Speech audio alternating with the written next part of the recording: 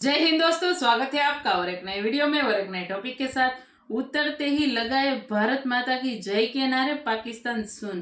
तो लगाएंगे ना भाई। यार, जिस देश ने उनको बचाकर वो फिर अपने देश में लाए हैं तो फिर भारत माता की जय के नारे तो लगाएंगे ही। तो चलिए दोस्तों, पहले वीडियो स्टार्ट करते हैं। आशा करेंगे पसंद आएगा। पसंद आए तो लाइक और शेयर जरूर से कर दीजिएगा। और चैनल पर पहली बार आए, सब्सक्राइब नहीं किया तो सब्सक्राइब जरूर से कर दीजिए। चलिए स्टार्ट करते भारत माता की without the intervention of prime minister Modi it wouldn't be आज हम आपके सामने खड़े नहीं हो रहे होते। लगता ये है कि प्राइम मिनिस्टर मोदी का जो मैजिक है, जो जादू है, वो चल गया है। Definitely honourable prime minister Shri Modi को धन्यवाद करना चाहेंगे कि उनके पर्सनल इंटरवेंशन से ये पॉसिबल हुआ। आज सुबह जब इंडियंस उठे तो उनको ये बताया गया कि जो 8 नेवल वेटरन्स थे इंडियन नेवी के, उनको कतर की अथॉरिटीज़ ने रिलीज़ कर दिया। पिछले साल, जैसा कि आपको याद होगा, भारत के वज़ीर आज़म नरेंद्र मोदी की मुलाकात हुई कतर के अमीर से। जो नरेंद्र मोदी है, ही कैन मेक इट। और अब उनको रिहा कर दिया गया है। ऑफ कोर्स डॉक्टर जयशंकर का नाम लिए बगैर मैं नहीं रह सकती कि उनकी जो फॉरेन पॉलिसी है वो यकीनन ऐसी है जिससे बहुत सी कंट्रीज को बहुत कुछ सीखना चाहिए। But remember, for the government, for the prime minister, अपने लोगों को बचाना जो है ना, that is the most important thing. तो ये एक बड़ी ज़बरदस्त डिप्लोमेटिक अचीवमेंट है, मैं समझता हूँ, भारत की। और जिस तरीके से भारत के वज़ीर आज़म ने पर्सनली इस मामले को अमीर के कतर के साथ उठाया, वो भी काबिल तहसीन है कि भारत अपने शहरियों की फिक्र करता है। Mister Modi one a huge diplomatic success. ये बहुत बड़ी डिप्लोमेटिक कामयाबी है। मैं सिर्फ कहना ये चाहता हूँ कि कुछ चीज़ें जो हैं वो हम अपने दुश्मन मुल्क से भी सीख सकते हैं। We are extremely grateful to the honourable prime minister. Hello friends, जय हिंद। हिंदुस्तान स्पेशल में आपका स्वागत है दोस्तों। जैसे ही 7 पूर्व नौसैनिकों ने भारत की जमीन पर कदम रखा, उन्होंने भारत माता की जय के नारे लगाए। उन्होंने मीडिया से बातचीत करते हुए बताया कि भारत वापस लौटने के लिए हमने 18 महीनों तक इंतजार किया है। हम इसके लिए प्राइम मिनिस्टर मोदी को अपना आभार व्यक्त करते हैं। हम तहे दिल से भारत की सरकार का शुक्रिया अदा करते हैं, क्योंकि उनके सपोर्ट के बिना आज हम यहाँ नहीं होते। एक अन्य पूर्व नौसैनिक ने कहा, हम प्राइम मिनिस्टर मोदी के हस्तक्षेप के बिना आज यहाँ खड़े नहीं होते। साथ ही भारत की सरकार के नियमित प्रयासों के कारण ही यह मुमकिन हो पाया है। भारत लौटे अन्य नागरिकों ने अपने बयान में कहा, भारत वापस लौटकर हमें बेहद खुशी हो रही है। हम इसके लिए प्राइम मिनिस्टर मोदी का शुक्रिया अदा करते हैं, क्योंकि उन्होंने हमें भारत वापस लाने के लिए हर मुमकिन कोशिश की है। अब पाकिस्तानी मीडिया ये चर्चा कर रहा है कि ये काम सिर्फ मोदी ही कर सकते थे। भारत अपने नागरिकों की सुरक्षा के लिए कितना वचनबद्ध है, आज इसकी उदाहरण हमें मिल रही है। तो कतर की हुकूमत उनको गिरफ्तार किया, मुकदमा चलाया और उसके बाद उनको फांसी की सज़ा दे दी गई। उसके बाद डिप्लोमेटिक एफर्ट्स होती रहीं और फिर पिछले साल, जैसा कि आपको याद होगा, भारत के वज़ीर आज़म नरेंद्र मोदी की मुलाकात हुई कतर के अमीर से।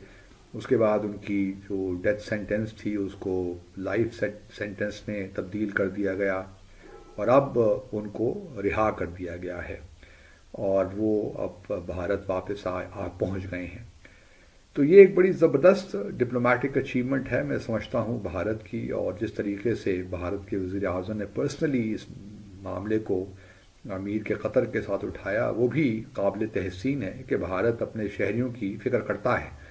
और इस किस्म के, और फिर ये भी हमने देखा है कि क्योंकि भारत का असर रसूख खलीजी ममालिक में काफ़ी बढ़ भी गया है पिछले 10-15 सालों में, तो उससे ये भी वाज़ेह होता है कि कतर ने भी ओब्लाइज किया भारत के वज़ीर आज़म को, क्योंकि भारत के वज़ीर आज़म ने पर्सनली उनसे रिक्वेस्ट की पिछले साल जब उनकी मुलाकात हुई, जिस तरह मैंने पहले कहा, यूएई में, जहाँ क्लाइमेट समिट हो रही थी, COP 28। तो उसमें उन्होंने उनसे पर्सनली दरख्वास्त की।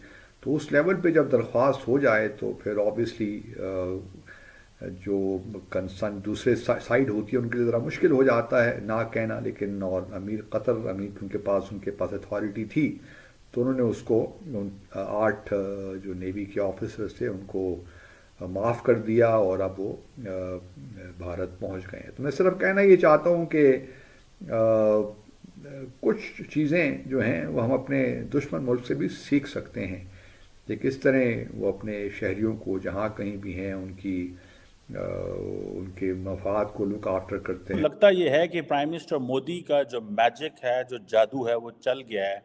और आज सुबह जब इंडियंस उठे तो उनको ये बताया गया कि जो 8 नेवल वेटरन्स थे इंडियन नेवी के, उनको कतर की अथॉरिटीज़ ने रिलीज़ कर दिया।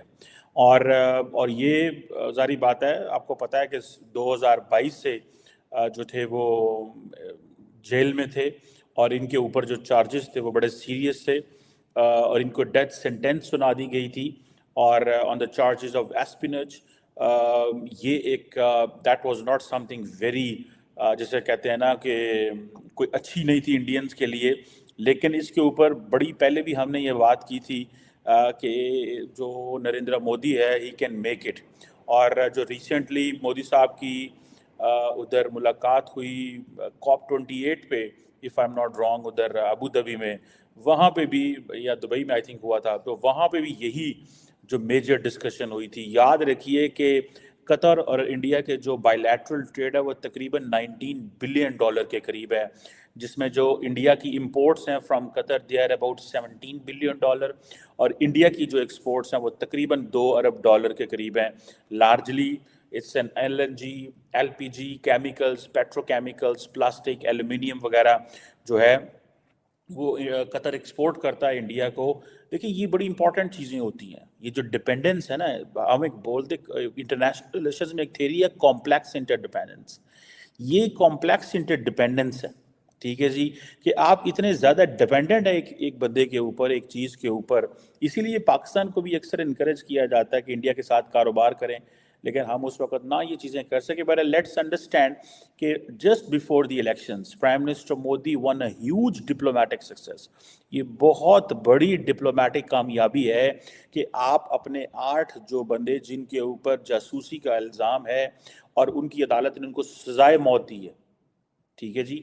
और मुझे ऐसे लग रहा है इसको अगर अनफोल्ड किया जाए, द कतरीज न्यू कि ये लोग जो हैं they were there for some reason, that was not good reason. उन्होंने उनको फाइनल डेथ सेंटेंस सुना दी, एंड डेथ सेंटेंस सुना के उन्होंने इंडिया के ऊपर एक एहसान भी कर दिया, ठीक है। सो इट्स वेरी क्लियर, ठीक है। But remember, for the government, for the prime minister, अपने लोगों को बचाना जो है ना, that is the most important thing, ठीक है जी। वो सबसे ज़्यादा इसके हवाले से इम्पॉर्टेंट है। ये जो 8 एम्प्लॉयज़ थे, ये एक अल-दहरा ग्लोबल टेक्नोलॉजीज थी, एक कतरी फर्म थी, ठीक है जी। लेकिन इसके जो लिंकेजेस थे वो कतर की मिलिट्री के साथ थे। सो एक मैं आपको बात बताऊं, that will put an question mark on Indian labour force in Middle East, ठीक है जी। और दूसरा ये है कि ये जो अल-दहरा ग्लोबल टेक्नोलॉजीज है, ये फॉर्म जो था है, ये कतर की गवर्नमेंट को एडवाइस करती थी सीक्रेट सबमरीन प्रोग्राम के ऊपर, ठीक है जी। जो कतरी इंटेलिजेंस है, उन्होंने ये समझा कि ये जो लोग हैं ये स्पाइंग कर रहे हैं और इंफॉर्मेशन को पास ऑन कर रहे हैं।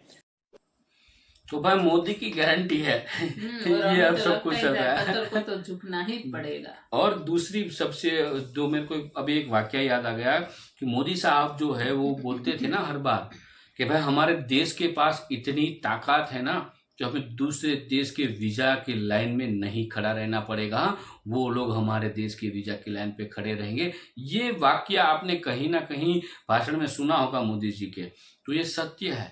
हमारे देश के पास इतनी ताकत है, हमें कूटनीतिक तौर पे किसी भी देश को झुका सकते हैं, क्योंकि 140 करोड़ आबादी का देश है, ठीक है।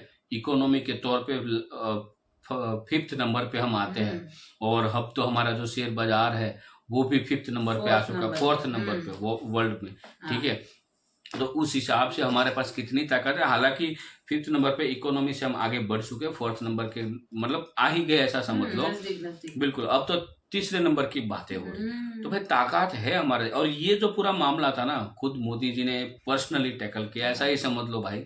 क्योंकि कोई देश किसी भी मुजरिम को, वो किसी भी देश का, और उसकी फांसी की सजा रुक जाए, ये तो भाई मोदी साहब भी कर हाँ सकते वो हैं। तो मोदी जी ही कर सकते हैं और बिल्कुल। हमारे मतलब और सरकार ने वायदा भी गवर्नमेंट है, किया था। उन्होंने साबित कर दिया, वो तो मान गए हम, हमने मान डॉक्टर गए। एस जयशंकर साहब का जो भाषण हाँ। सुना था, उसके परिवार के लिए जो बोला था, हाँ। तो वो उसने साबित किया भाई, जो हाँ। बोला था वो करके दिखाया। हम्म। उसने बोला कि सबसे पहले हमारा यही काम रहेगा। हाँ, ये बोला था हमारा वो। ये काम जो उनके, है हाँ, उसके लिए सब हम आप एडी समझ चोटी गए। का जोर लगा लेंगे वो और लगाया। लगा के दिखा दिया। लगाया, और हमारे लगाया। जो 8 सैनिक थे उनमें से 7 जो है घर वापस आ चुके हैं। अभी एक जो थे नेवी ऑफिसर, अभी उसका कुछ फाइनलाइज न्यूज नहीं आया कि वो क्यों अभी वहां पे रुके हैं। मतलब क्या मतलब कोई फैमिली मैटर है, या तो हो सकता है कि वो वहां के भी नागरिक बन चुके हो, तो बाद में भी आया, ऐसा भी हो सकता है। लेकिन उसका भी न्यूज आएगा तो जरूर हम वीडियो लाएंगे। बाकी वीडियो कैसी लगी कमेंट में लिखकर आप हमें जरूर बताइएगा। फिलहाल हम आपसे विदाई ले रहे हैं, लेकिन मिलते हैं और एक नई वीडियो में आपके साथ। टिल देन जय हिंद, जय भारत।